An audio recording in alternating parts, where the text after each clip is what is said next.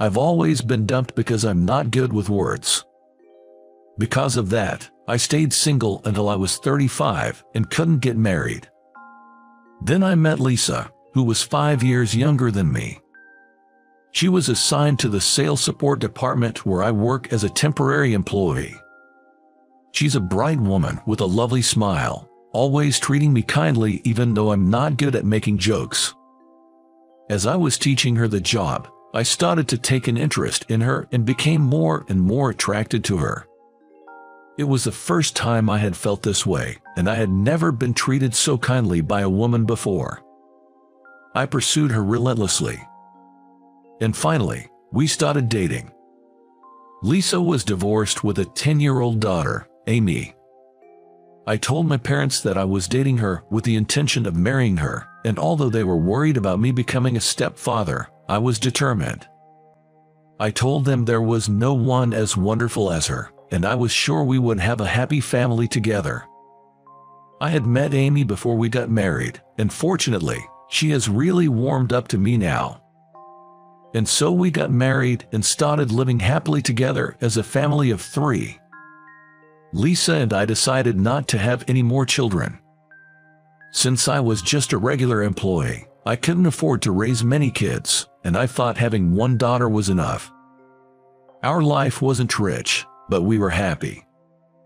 Every day, when I come home, my wonderful wife, with the best smile, and my adorable daughter are waiting for me.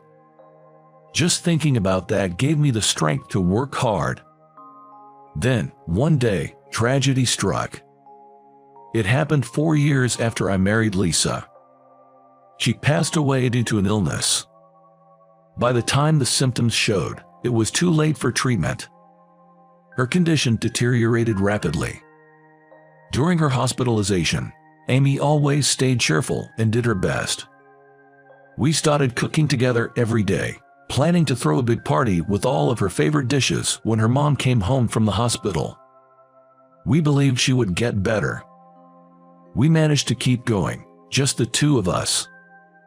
Several months after Lisa's hospitalization, when Amy and I had just started to get used to life on our own, it happened. That day, I bought some roses, her favorite flowers, to cheer her up at the hospital. I hoped that showing her the beautiful flowers would cheer her up, even if just a little. But when I arrived, her condition had worsened critically, and she passed away soon after. Suddenly, Amy and I were left alone, stunned. What's going to happen now? I was really worried. And so began my life with just Amy and me. At that time, Amy was in her 2nd year of middle school. It was a difficult period for us.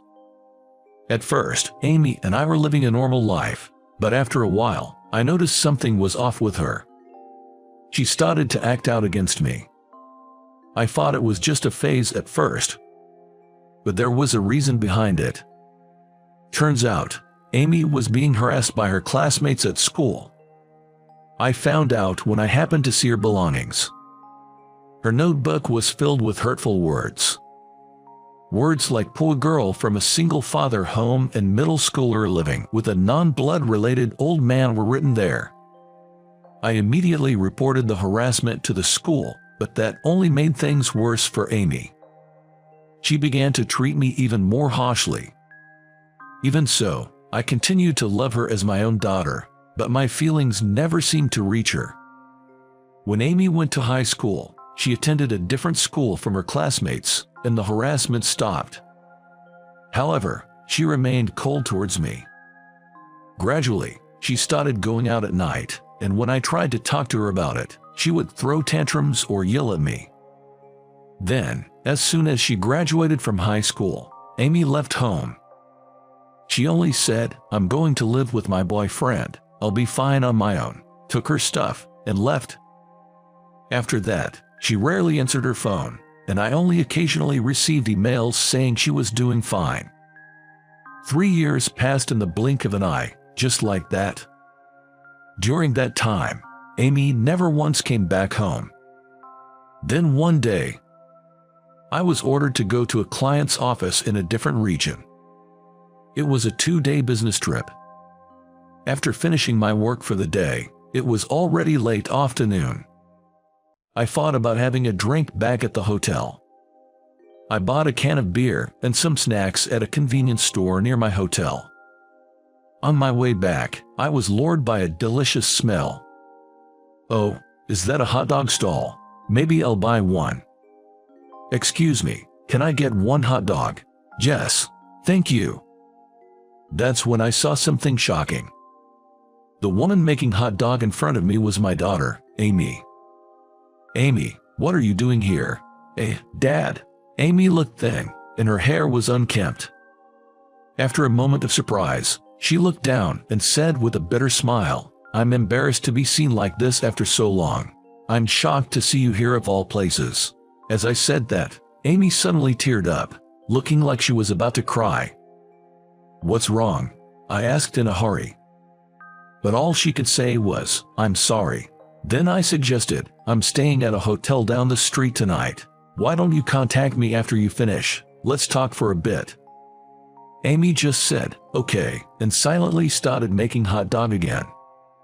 That night, I received a message from Amy, and we agreed to meet at a diner next to the hotel. When I arrived, Amy was already there, waving at me awkwardly. Sitting down, she seemed tense and kept looking down without saying a word. So, how have you been? I was worried since I hadn't heard from you in a while, I asked casually. Amy looked sad and said, I'm sorry. I guess this is my punishment for saying such terrible things to you, Dad. With that, she started to cry. Wondering what had happened, I decided to ask her about it. After leaving home, Amy had moved in with a man she was dating with the intention of marrying. He was 3 years older than her and was involved in music activities. Amy was originally a fan of his, and it seems like she had a big crush on him. However, he cheated on her with another woman, and Amy got dumped. Amy ended up spending a lot of money just to get by, and eventually ran out of savings. After being dumped by him, she couldn't focus on her job anymore and ended up quitting the company she worked for. After some time, she started working at a nearby supermarket and a hot dog stand to make ends meet. But even with that income, life was still a struggle. I was furious with that musician guy and thought about hitting him, but he had vanished, running from debt collectors, and no one knows where he is now. Amy said crying, this is all my fault. I brought this upon myself. I told her, what's done is done. Can't help it. There's a saying about youthful indiscretions. If you don't mind, why don't you come back home? It might be a bit easier for you there. Upon hearing this, Amy showed big tears in her eyes. But Dad, it feels too convenient to rely on you only when I'm in trouble. Looking sad, Amy said this, and I told her. Parents are there to be leaned on in tough times. You're my daughter, Amy, so feel free to depend on me as much as you need. Dad, thank you, I'll think about it. Amy replied, wiping her tears with a handkerchief. After that, we chatted about trivial things for a while before parting ways. As a final word, I told Amy, you can come back home anytime. She smiled and nodded. A few months later, Amy returned home with her belongings. I decided to come back, she said with a smile. Seeing her, I said, welcome back, I've been waiting for you. After that, Amy and I started living together again. It was awkward at first, but after a month, we got used to each other, and Amy even started making jokes. Her once thin body gradually became healthier. I was relieved. Since coming back, Amy has been cooking every day. Her chicken soup, in particular, is outstanding. It has a gentle flavor, somewhat reminiscent of Lisa's chicken soup, sometimes bringing tears to my eyes. Seeing me like that, Amy asked, laughing, is it so delicious that you're about to cry? Yeah, it's so good it makes me want to cry. Amy laughed heartily, saying, what's that supposed to mean? Watching Amy's smile, I truly felt glad she was getting better. After returning home, Amy got a job at a local factory. She worked hard at her job while also doing her best with the household chores. I was really proud of her. Amy, making up for the time we were apart, took care of me in every way possible. Then, one day after 10 years into this life, Amy brought her boyfriend home. It seems he's her superior from the same workplace. He was 5 years older than Amy, a calm and kind-looking man. He greeted me politely, and I instantly felt that this man could make Amy happy. He even mentioned that he was considering marrying Amy. I told him, please take good care of Amy. Amy, blushing, said, Dad, it's too early for that. About 6 months later, Amy was proposed to by him, and they decided to get married. I was a bit sad to see my daughter leave my side, but seeing her happy reassured me. Then, before I knew it, it was the day of the wedding. Amy asked me to walk her down the aisle, and there I was, arm in arm with my daughter, looking like a princess. As we walked, I was so nervous my mind went blank, but then Amy softly spoke to me. Dad, I was happy because you were my father. Huh? When I glanced at my daughter's face, she was looking at me with a beautiful smile, just like Lisa in her younger days. With my vision blurred by tears, I managed to walk with her to the end and smiled at her. Then we took our seats at the reception hall. Looking around, I saw orange roses, my wife's favorite, decorated everywhere.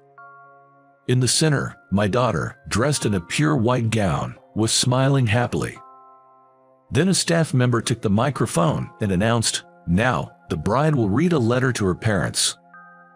Amy stood up and began to speak, looking ahead. To my mom in heaven, do you remember the promise we made before you passed away?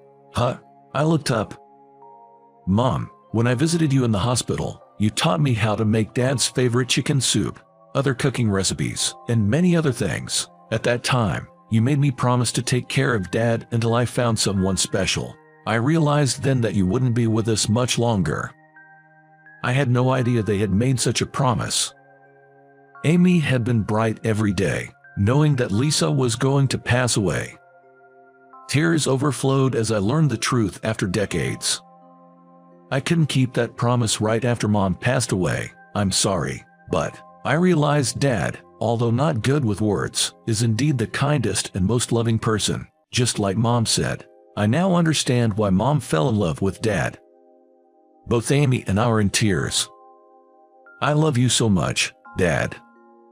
Her confession, choked with tears, filled my heart with overwhelming emotions. Then, looking ahead, Amy turned to gaze at me. Dad, I'm getting married. Make sure to wash the laundry and not let it pile up. Put on your pajamas after you get out of the bath. Don't walk around naked or you'll catch a cold.